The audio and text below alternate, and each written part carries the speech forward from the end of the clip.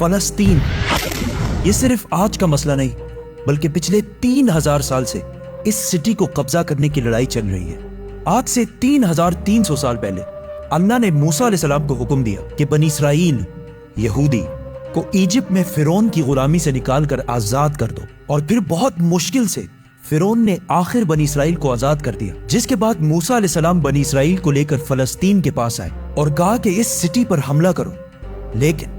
بنی اسرائیل نے کہا کہ آپ اور آپ کا رب جا کر لڑیں، ہم یہ لڑائی نہیں کرنے والے، جس کی وجہ سے اللہ نے 40 سال تک انہیں اس ڈیزرٹ میں رہنے کی سزا دی، جدھر موسیٰ علیہ السلام پر آسمانی کتاب تورات نازل ہوئی۔ اور اس تورات کے پہلے chapter the book of Genesis میں کلیئرلی لکھا ہے، صاف صاف لکھا ہے کہ یہ علاقہ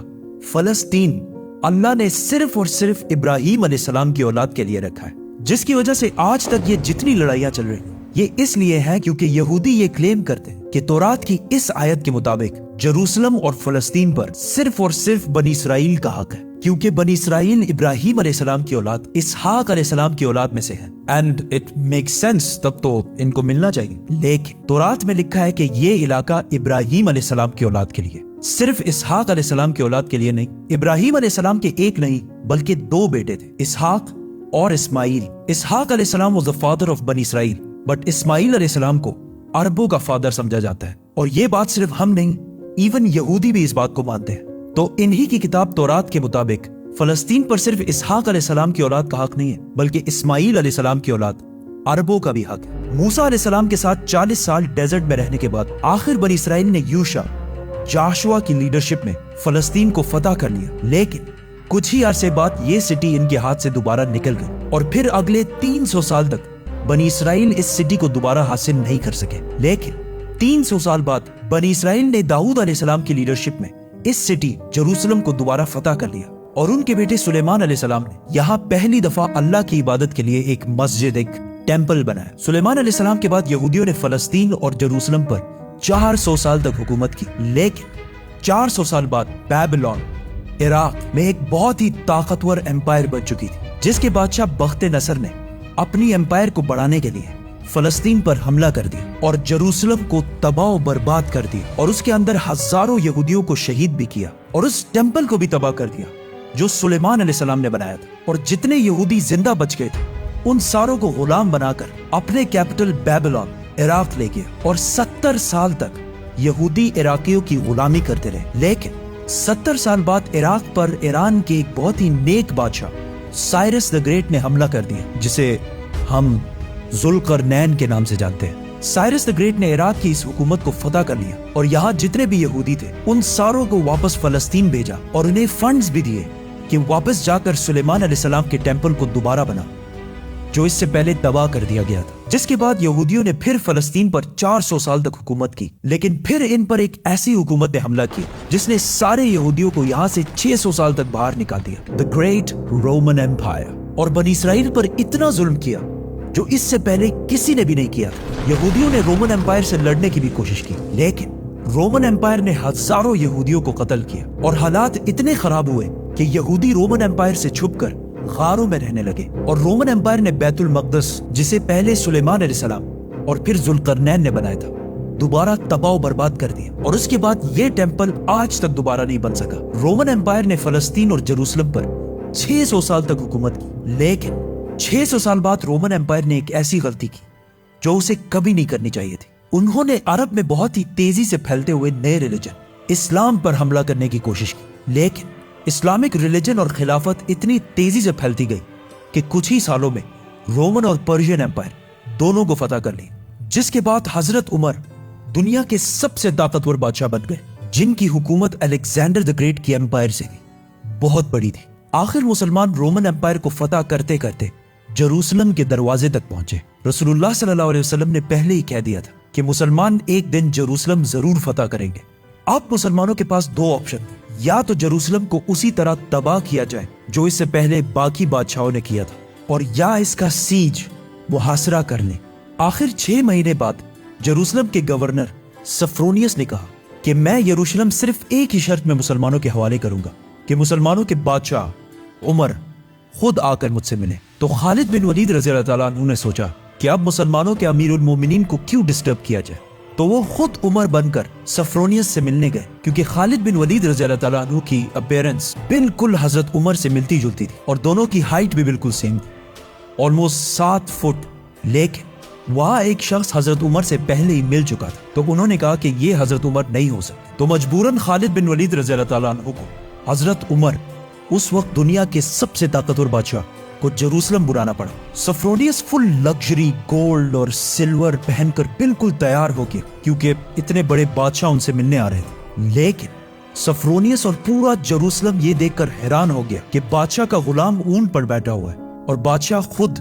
بالکل عام کپڑوں میں پیدل چل کر آ رہا ہے۔ یہ منظر جروسلم والوں کے لیے بہت شاکنگ تھا، کیونکہ اس سے پہلے جب بھی کسی بادشاہ نے جروسلم پر فتح حاصل کی، اس نے اس سٹی کو تباہ و برباد کر دیا تھا اور یہاں کی گلیوں کو خون سے بھر دیا تھا۔ لیکن اب یہ ایک بادشاہ آیا ہے جو ان ساروں سے زیادہ طاقتور ہے، لیکن بغیر کسی فوج کے اور بالکل عام کپڑوں میں۔ ایسا اس سے پہلے کبھی بھی نہیں ہوا تھا۔ حضرت عمر نے سارے ریلیجنز کو آزادی دی اور بغیر کوئی خون بہائے سفرونیس نے جروسلم کو حضرت عمر کے حوالے کیا، لیکن انہوں نے ایک شرط یہ بھی رکھی کہ مسلمان یہودیوں کو جروسلم آنے کی اجازت نہیں دیں گے۔ لیکن حضرت عمر نے اس کی یہ شرط نہیں مانی اور یہودیوں کو بھی بیت المقدس آنے کی اجازت دی، اور اس طرح پہلی دفعہ جروسلم ابراہیم علیہ السلام کے بیٹے اسماعیل علیہ السلام کے اولاد کے پاس آیا۔ اس کے بعد آلموسٹ 350 سال تک مسلمان، کرسچن اور یہودی جروسلم میں بالکل پیس اور امن کے ساتھ رہنے لگے۔ لیکن پھر 350 سال بعد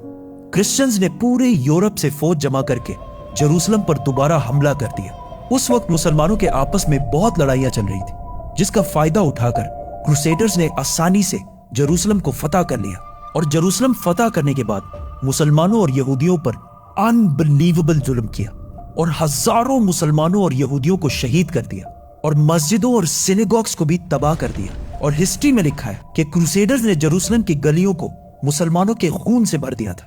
اور ایون مسجد اقصی کو بھی مسجد سے ایک محل، پیلس میں بدل دیا تھا۔ یہودیوں کے عورتوں اور بچوں نے اپنی جان بچا کر اپنے آپ کو سینیگوگز میں بند کر لیا، لیکن کروسیڈرز نے ان سارے بلڈنگز کو آگ لگا دی اور ان کے بچوں اور عورتوں کو زندہ جلا دیا۔ اور یہ سب صرف ہم نہیں کہتے، بلکہ یہ اوتھینٹک ہسٹری کا حصہ ہے جسے یورپینز بھی مانتے ہیں۔ اس کے بعد ان کروسیڈرز نے جروسلم پر آلموسٹ 90 ایئرز تک حکومت کی، لیکن پھر 90 ایئرز بعد مسلمانوں کے ایک بہت بڑے بادشاہ سلطان صلاح الدین ایوبی نے پوری مسلم دنیا سے فوج جمع کر کے جروسلم کو دوبارہ کرسچن سے چھین کر فتح کر لیا۔ اور اس وقت سارے کرسچنز کا یہ خیال تھا کہ اب صلاح الدین ہم سے اسی طرح بدلہ لے گا جس طرح ہم نے لاکھوں مسلمانوں کو شہید کیا تھا۔ لیکن صلاح الدین ایوبی نے بالکل حضرت عمر کی طرح سارے کرسچنز کو معاف کر دیا۔ ایون کرسچنز بھی اس بات پر حیران ہوئے اور صلاح الدین سے پوچھا کہ جب ہم نے فتح کیا تو ہم نے ہر مسلمان کو قتل کیا تھا، لیکن صلاح الدین ایوبی نے انہیں کہا I am not those men. I am صلاح الدین۔ صلاح الدین صلاح الدین ایوبی نے ان سارے ریلیجنز کو دوبارہ آزادی دی اور مسجد اقصی جسے محل بنا دیا گیا تھا اسے دوبارہ مسجد بنایا اور ادھر پہلی نماز ادا کی۔ جروسلم کو جب بھی کسی بادشاہ نے فتح کیا ہمیشہ ادھر بہت خون بہایا ہے، سوائے مسلمانوں کے جنہوں نے ہمیشہ بالکل پیس اور امن کے ساتھ اس سٹی کو فتح کیا۔ صلاح الدین ایوبی کے بعد ایک بار پھر سارے ابراہیمک ریلیجنز جروسلم میں بالکل پیس اور امن کے ساتھ 800 سال تک رہے۔ 800 سال۔ لیکن 800 سال بعد اور آج سے 100 سال پہلے جب جروسلم پر آٹومن ایمپائر کی حکومت تھی تو ورلڈ وار 1 کے بعد عربوں نے برٹش کے ساتھ مل کر عثمانیہ خلافت کو ہمیشہ کے لیے ختم کر دیا کہ ہم عربوں پر یہ ٹرکش لوگ آ کے کیوں حکومت کر رہے ہیں۔ تو اس نیشنلزم کی وجہ سے فلسطین بھی مسلمانوں کے ہاتھ سے نکل گیا۔ لیکن تھوڑے ہی عرصے پہلے برٹش اور یہودیوں کی آپس میں ڈیل ہو چکی تھی کہ اگر برٹش کو یہ علاقے ملے تو وہ ادھر ایک یہودی سٹیٹ بنائے گے۔ اور یہ معاہدہ ہوا کیوں تھا؟ کیونکہ اس سے پہلے یہودی یورپ کے ہر field, business, science, medical, banking, ہر چیز میں بہت سٹرونگ ہو چکے تھے، جس کی وجہ سے یہودی یورپ کے سب سے طاقتور اور رچ کمیونٹی بن گئے۔ تو ان کی سپورٹ حاصل کرنا برٹش کے لیے سب سے ضروری تھا، اور پچھلے 1800 سال سے یہودیوں کے پاس اپنا کوئی بھی ملک نہیں تھا۔ تو ان میں سے کچھ یہودیوں نے زائنزم کی سوچ شروع کی کہ ہمارا یہودیوں کا بھی ایک اپنا ملک ہونا چاہیے، اور اس کے لیے انہوں نے اسی فلسطین کے علاقے کو چنا۔ اور یہ ملک حاصل کرنے کے لیے انہوں نے ہر طرف سے کوشش شروع کی۔ یہودیوں نے ایون عثمانی خلیفہ سلطان عبدالحمید سے بھی ڈیل کرنے کی کوشش کی، لیکن انہوں نے صاف انکار کر دیا، جس کی وجہ سے یہودیوں کو سمجھ آ گئی کہ اگر اپنا ملک بنانا ہے تو عثمانیہ سلطنت کو ختم کرنا ضروری ہے۔ اور جیسے ہی ورلڈ وار 1 کے بعد آٹومن امپائر ختم ہوئی اور فلسطین آٹومن امپائر سے برٹش کی طرف چلا گیا، تو یہودی پوری دنیا سے اسی سیکرٹ پلان کے تحت فلسطین شفٹ ہونا شروع ہوئے اور فلسطین کے مسلمانوں سے زمینیں ڈبل ٹرپل پرائس پہ خریدنے لگے، کیونکہ پیسہ تو ان کے پاس بہت تھا۔ برٹش امپائر نے بھی بیلفور ڈیکلیریشن میں یہودیوں کے ایک الگ سٹیٹ ہونے کو سپورٹ کیا تاکہ ورلڈ وارز میں یہودیوں کا سپورٹ اور پیسے دونوں حاصل کر سکیں۔ اور اسپیشلی ورلڈ وار 2 کے بعد یورپ میں ہٹلر کے یہودیوں پر ظلم کے بعد یہودی اور بھی زیادہ پوری دنیا سے فلسطین میں جمع ہونے لگے اور فلسطین میں آہستہ آہستہ لڑائیاں بڑھنے لگی، جس کی وجہ سے UN نے ایک فیصلہ سنایا کہ فلسطین کو 3 حصوں میں ڈیوائیڈ کیا جائے گا، ایک حصہ فلسطین، دوسرا اسرائیل اور تیسرا جیروسلم، جو ان دونوں میں سے کسی کا بھی نہیں ہوگا، بلکہ یہاں UN کی حکومت ہوگی اور اس میں سب ریلیجنز کو آزادی ہوگی، جس پر عرب ممالک نے اس فیصلے کی سخت مخالفت کی اور اسرائیل کے آزاد ہونے کے صرف 1 دن بعد اسرائیل پر ہر طرف سے حملہ کر دیا۔ ایجپٹ، جارڈن، سیریا، تینوں کی فوجیں ایک ساتھ اسرائیل میں داخل ہوئی، لیکن بہت ہی بے شرمی سے عرب ممالک یہ جنگ ہار گئے اور ایک ایسے ملک سے ہارے جو ان سے سائز میں بہت چھوٹا اور جو اس جنگ سے صرف 1 دن پہلے آزاد ہوا تھا۔ اس ہار کی وجہ سے جو پلان UN نے اس جنگ سے پہلے بتایا تھا، اس کا صرف 40% علاقہ فلسطینیوں کو ملا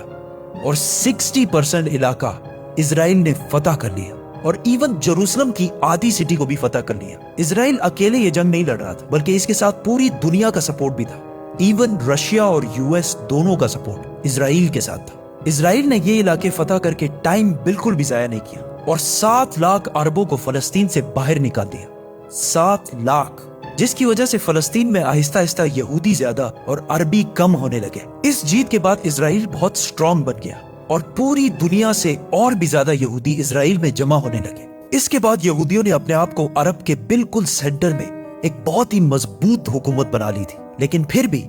یہ 2 علاقے ویسٹ بینک اور گازا اسرائیل کے کنٹرول میں نہیں تھے۔ لیکن آج سے آلموسٹ 60 سال پہلے 1967 میں کچھ مس انڈرسٹینڈنگز کی وجہ سے یہاں جنگ ایک بار پھر شروع ہو گئی اور ایک بار پھر ایجپٹ، جارڈن، سیریا ورسس یہ چھوٹا سا اسرائیل۔ لیکن صرف 6 دنوں میں اسرائیل نے ان تینوں ملکوں کو ہرا دیا اور صرف 6 دنوں میں اسرائیل نے اپنا سائز 3 گنا بڑھا لیا۔ عرب ممالک دوبارہ اپنے سے ایک بہت ہی چھوٹے ملک سے بہت ہی بری طرح ہار گئے۔ یہ ایسا ہے کہ آج خبیب حزب اللہ سے ہار جائے، اور وہ بھی 2 مرتبہ۔ عرب ممالک کے 2 دفعہ اسرائیل سے ہارنے کے بعد ان کی عوام اپنے نیشنلسٹ حکمرانوں کے خلاف ہو گئے اور نیشنلزم، قومیت کو چھوڑ کر